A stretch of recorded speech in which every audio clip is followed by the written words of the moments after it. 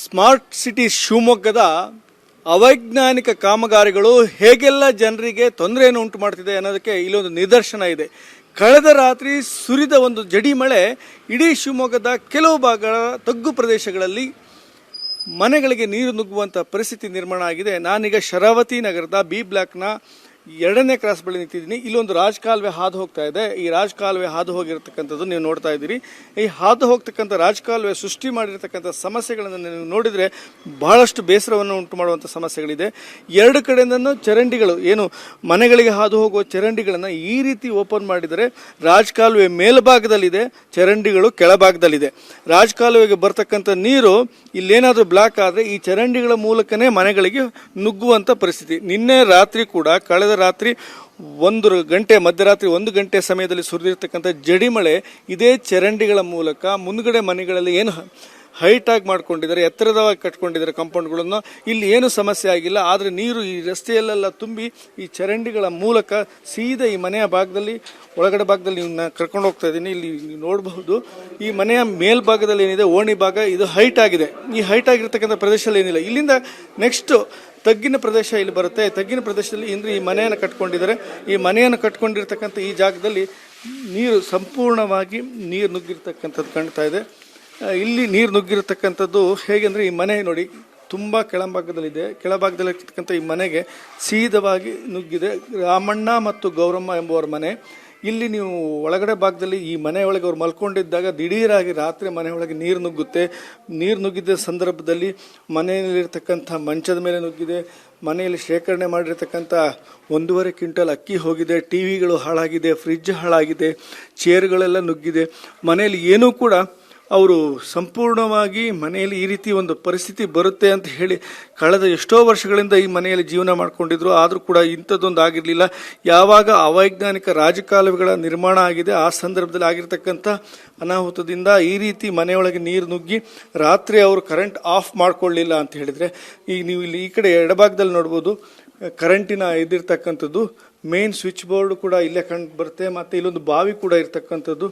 ಜೊತೆಯಲ್ಲಿ ಇವೆಲ್ಲವೂ ಕೂಡ ನೀರು ನುಗ್ಗಿದೆ. ಈಗಲೂ ಕೂಡ ಅಂದರೆ ಮಳೆ ನಿಂತು ಸುಮಾರು ಒಂದು 10 ಗಂಟೆ ಕಳೆದರೂ ಕೂಡ, 10-12 ಗಂಟೆ ಕಳೆದರೂ ಕೂಡ ಈ ನೀರು ಇನ್ನೂ ಹೀಗೆ ನಿಲ್ತಾ ಇದೆ. ಅಂದರೆ ಕಳೆದ ರಾತ್ರಿ ಸುರಿದಿರ್ತಕ್ಕಂಥ ಮಳೆಯ ನೀರು ಎಷ್ಟು ಅನಾಹುತ ಸೃಷ್ಟಿ ಮಾಡಿದೆ ಅಂತ ಹೇಳ್ಬೋದು. ಈ ಮನೆಯಲ್ಲಿ ವಾಸವಾಗಿದ್ದ ಗೌರಮ್ಮ ಇದ್ದಾರೆ. ಅಮ್ಮ, ರಾತ್ರಿ ಹೇಗೆ ನೀರು ಬಂತು? ನಿಮ್ಗೆ ಏನು ಸಮಸ್ಯೆ ಆಯ್ತಮ್ಮ? ರಾತ್ರಿ ಒಂದು 12 ಗಂಟೆ ಅಷ್ಟೊತ್ತಿಗೆ ಮಲಗಿದ್ವಿ ಸರ್. ನಾವು ಮನೇಲಿ ಎಲ್ಲರೂ ನಿದ್ರೆ ಹೋಗಿದ್ದು. ಒಂದು ಸ್ವಲ್ಪ ನಮ್ಮ ಮನೆಯವರು ತೆಳಗಡೆ ಮಲಗಿದ್ರು. ಚಾಪೆ ತೆಳಗಡೆ ಒಂದು ಸ್ವಲ್ಪ ನೀರು ಬಂದಿದೆ ಬಾಗಿಲಿಂದ. ನೀರು ಬಂದ ತಕ್ಷಣ ಅವ್ರು ಬಾಗಿಲು ತೆಗೆದಿದ್ದಾರೆ, ಏನಾಯ್ತು ಮಳೆ ಬರ್ತಾಯಿದ್ದಲ್ಲ ಅಂತ. ಒಂದೇ ಸರಿ ನೀರು ನುಗ್ಗಿಬಿಟ್ಟಿದೆ. ನಾವು ಇನ್ನೆದ್ವಿ. ಎದ್ದು ನೋಡೋದಕ್ಕೆ ಹಂಗೆ ತುಂಬೇ ಬಿಡ್ತು. ಒಂದು ಅರ್ಧ ಗಂಟೆನೂ ಆಗಿಲ್ಲ.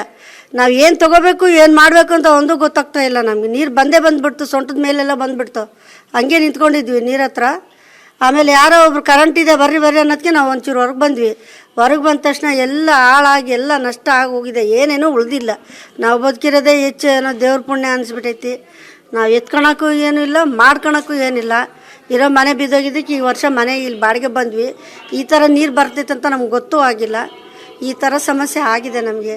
ಎಲ್ಲಿ ಮನೆ ಬಿದ್ದೋಗಿತ್ತು? ನಮ್ಮ ಸ್ವಂತ ಮನೆ ಬಿದ್ದೋಯ್ತು ಸ್ವಾಮಿ. ಈಗ ಒಂದು 10 ವರ್ಷದ ಹಿಂದೆ ಶರಾವತಿ ನಗರಿಂದ ಆ ಮನೆ ಬಿದ್ದೋದಾಗ ನಾವು ಹಿಂಗೆ ಕೇಳ್ಕೊಂಡಿವಿ, ಏನೋ ದಾದ ಮಾಡಲಿಲ್ಲ.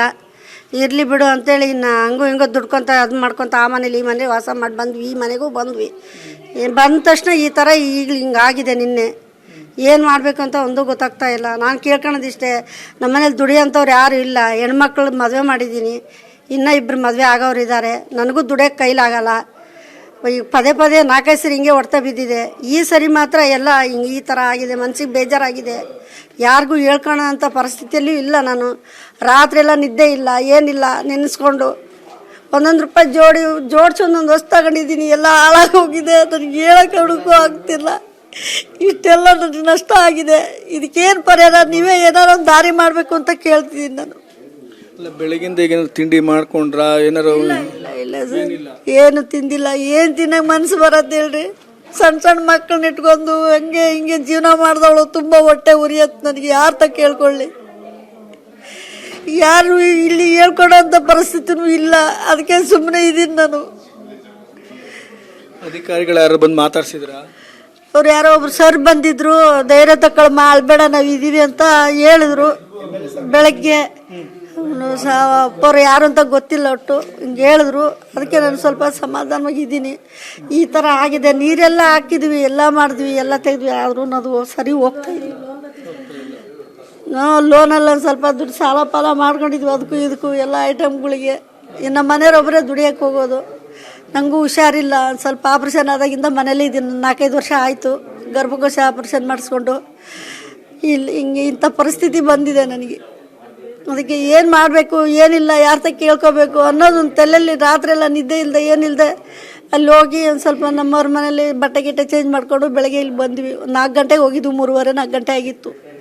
ಆವಾಗಿಂದ ರಾತ್ರಿ ಎಲ್ಲ ನಿದ್ದೆ ಇನ್ನೆಲ್ಲಿ ಬರುತ್ತೆ, ನಿದ್ದೆ ಇಲ್ಲ, ನೆಮ್ಮದಿ ಇಲ್ಲ, ಏನಿಲ್ಲ. ಈ ಥರ ವನವಾಸ ಆಗಿದೆ ನಮಗೆ. ಅದಕ್ಕೆ ಏನಾರ ಒಂದು ಪರಿಹಾರ ಮಾಡಿರಿ ಅಂತ ನಾನು ಕೇಳ್ಕೊತಿದ್ದೀನಿ ಅಷ್ಟೇ. ಮನೆಯಲ್ಲಿ ನೀವು ಮಲ್ಕೊಂಡಿದ್ದಾಗ ದಿಢೀರಾಗಿ ನೀರು ನುಗ್ತು, ಆ ಸಂದರ್ಭದಲ್ಲಿ ನಿಮ್ಗೇನು ಇದು ಮಳೆ ನೀರು ಅಂತ ಅನ್ಸ್ಕೊಡ್ತಾ ಅಥವಾ ಏನು ನೀರು ಅಂತ ಅನ್ಕೊಂಡು? ಇದು ಮಳೆ ನೀರೇನು ಸರ್, ಮಳೆ ಬರ್ತಾ ಇತ್ತು, ಗುಡುಗೆಲ್ಲ ಕೇಳಿಸ್ತಾ ಇತ್ತು. ನಾವು ಗಾಢವಾದ ನಿದ್ರೆಯಲ್ಲಿದ್ವಿ. ಅವಾಗ ಮಲಗಿದ್ದಾಗ ನೀರು ಒಂದೇ ಸಮನೆಗೆ ಬಂದುಬಿಡ್ತು ಕೆಳಗಡೆ. ನೀರು ಬಂತಲ್ಲ ಅಂತ ಹೇಳ್ತೀವಿ, ಹೇಳೋದ್ರಲ್ಲೇ ಎದ್ದು ಎಲ್ಲ ಅವರು ನಮ್ಮ ಮನೆಯವರಿಗೆ, ಮಕ್ಕಳಿಗೆ, ಹೆಣ್ಮಕ್ಳಿಗೆ ಎಲ್ಲರಿಗೂ ಹೇಳ್ರಿ ಮಳೆ ನೀರು ನುಗ್ತೈತೆ ಅಂತ ಎದ್ದೋಡ್ಸೋದ್ರಲ್ಲಿ ಆವಾಗಲೇ ಒಂದು ಮೊಣಕಾಲಿಂದ ಸೊಂಟದ ಹತ್ರ ನೀರು ಬಂದುಬಿಡ್ತು ಸರ್. ನಮಗೇನು ವಸ್ತು ತೆಗಿಯೋಕ್ಕೆ ಒಂದು ಟೈಮೇ ಸಿಗಲಿಲ್ಲ, ಒಂದು ಏನೂ ಇಲ್ಲ. ಅದರಲ್ಲಿ ಬೇರೆ ಮನೇಲಿ ಕರೆಂಟ್ ಬೇರೆ ಇದ್ದಿದ್ದರಿಂದ ಏನು ಮಾಡಿಬಿಟ್ವಿ, ಬರೀ ಕೈಯಲ್ಲೇ ಓಡಿ ಬಂದುಬಿಟ್ಟಿದ್ವಿ ಸರ್ ಹೊರಗಡೆ. ಅದು ಎಲ್ಲ ಮನೆಯಲ್ಲಿರೋಂಥದ್ದು ಅಕ್ಕಿ ಇರ್ಬೋದು, ಬೇಳೆ, ತರಕಾರಿಯಿಂದ ಹಿಡಿದು ವಾಷಿಂಗ್ ಮಿಷಿನ್, ಫ್ರಿಜ್ಜು, TV ಮತ್ತು ಗ್ರೈಂಡ್ ಮಿಷನ್ನು, ಗ್ರೈಂಡ್ರು ಎಲ್ಲವೂ ಇಂಥದ್ದು ಏನು ಬಟ್ಟೆಯಿಂದ ಒಂದು ಆಳಿ ಸಮೇತ ನಮ್ಮ ಕೈಗೆ ಸಿಕ್ಕಲ್ಲ ಸರ್. ಎಲ್ಲ ನೆಂದು ಎಲ್ಲ ಹಾಳಾಗೋಗ್ಬಿಟ್ಟಿದೆ ಎಲ್ಲ. ಏನು ಕೆಲಸ ಮಾಡ್ಕೊಂಡಿರೋದು? ನಾವು ಕೂಲಿ ಕೆಲಸ ಮಾಡ್ತೀವಿ ಸರ್. ಈ ಮನೆಗೆ ಎಲ್ಲಿಂದ ಬಂದ್ರಿ ನೀವು? ನಾವು ಈಗ ಶರಾವತ್ ನಗರದಲ್ಲಿ ಇದ್ದೀವಿ ಸರ್. ನಾವು ಈಗ 19ನೇ ಇಸ್ವಿಯಲ್ಲಿ ಮಳೆ ಬಂದು ನಮ್ಮದು ಮನೆ ಬಿದ್ದೋಗಿತ್ತು ಸರ್. ಸರ್ಕಾರದಿಂದ 5 ಲಕ್ಷ ರೂಪಾಯಿ ಪರಿಹಾರ ಕೊಡ್ತೀವಿ ಅಂತ ಹೇಳಿ ಎಲ್ಲ ಮನವಿ ಇವೆಲ್ಲ ತೊಗೊಂಡಿದ್ರು. ಆಮೇಲೆ 25,000 ರೂಪಾಯಿ ಕೊಟ್ಟರು ಅಷ್ಟೇ. ಅದ್ರ ಮೇಲೆ ನಮಗೇನೂ ಕೊಡಲಿಲ್ಲ ಸರ್. ಆವಾಗಿಂದ ನಾವು ಬಾಡಿಗೆ ಮನೆಯಲ್ಲೇ ವಾಸ ಮಾಡ್ಕೊತ ಬಂದಿದ್ವಿ ಸರ್. ಇಲ್ಲೇನೂ ಬಾಡಿಗೆನೇ ಬಂದಿದ್ವಿ. ಹಾಗಾಗಿ ನಮಗೆ ಯಾವ ಸರ್ಕಾರದಿಂದ ಏನೂ ಒಂದು ಅನುಕೂಲ ಇಲ್ಲ, ಒಂದು ಏನೂ ನಮಗೆ ಮಾಡಿಲ್ಲ ಸರ್. ಇಲ್ಲಿ ಬಂದು ಬಾಡಿಗೆ ಮನೆಯಲ್ಲಿ ಇದ್ಕೊಂಡು ಒಂದು ಸಾಲದ ಮೇಲೆ ಒಂದು ಫ್ರಿಜ್ಜು, TV ಎಲ್ಲ ತೊಗೊಂಡಿದ್ದೀವಿ ಸರ್. ಎಲ್ಲ ಹಾಳಾಗೋಗ್ಬಿಟ್ಟಿದ್ದಾವೆ. ಅವು ಸಮೇತನೂ ಸಾಲದಲ್ಲೇ ಕಟ್ಟೋಂಥ ಪರಿಸ್ಥಿತಿ ಬಂದುಬಿಟ್ಟಿದೆ ನಮಗೆ ಏನಾರ ಒಂದು ಸರ್ಕಾರದಿಂದ ನಮಗೆ ಇದಕ್ಕೊಂದು ಪರಿಹಾರ ವ್ಯವಸ್ಥೆ ಮಾಡಿ ನಮಗೆ ಕಲ್ಪಿಸ್ಕೊಡ್ಬೇಕು ಸರ್. ಒಂದು ಕುಟುಂಬ ಈ ರೀತಿ ಸಂಕಷ್ಟಕ್ಕೆ ಒಂದು ಮಳೆ ಮಾಡಿರ್ತಕ್ಕಂಥ ಅವಾಂತರ, ಅದರಲ್ಲೂ ಕೂಡ ಸ್ಮಾರ್ಟ್ ಸಿಟಿ ಅವೈಜ್ಞಾನಿಕ ಕಾಮಗಾರಿಗಳು, ರಾಜಕಾಲುವೆಯಲ್ಲಿ ನುಗ್ಗಿರ್ತಕ್ಕಂಥ ನೀರು ತಗ್ಗು ಪ್ರದೇಶದಲ್ಲಿ ನುಗ್ಗಿದ ಹಿನ್ನೆಲೆಯಲ್ಲಿ ಇಷ್ಟೊಂದು ಅವಾಂತರ ಆಗಿದೆ. ಒಂದು ಇಡೀ ಕುಟುಂಬ 2019ರಲ್ಲಿ ಆಗಿರ್ತಕ್ಕಂತಹ ಮಳೆ ಅನಾಹುತದಲ್ಲಿ ಮನೆ ಕಳ್ಕೊಳ್ತು. ಅಲ್ಲಿಂದ ಬಾಡಿಗೆ ಮನೆಗಳಲ್ಲಿ ಅಳದಾಟ ನಡೆಸ್ತು. ಇವಾಗಲೂ ಅಲ್ಲೂ ಕೂಡ ನೆಮ್ಮದಿಯ ಬದುಕು ಅವರಿಗೆ ಸಿಗ್ತಾ ಇಲ್ಲ ಅನ್ನೋದು ವಿಪರ್ಯಾಸನೆ ಸರಿ. ಶಿವಮೊಗ್ಗದಿಂದ ಕ್ಯಾಂಪಸ್ ಅತಿಕ್ ಜೊತೆ ರಾಜೇಶ್ ಕಾಮತ್, ಏಷ್ಯಾನೆಟ್ ಸುವರ್ಣ ನ್ಯೂಸ್.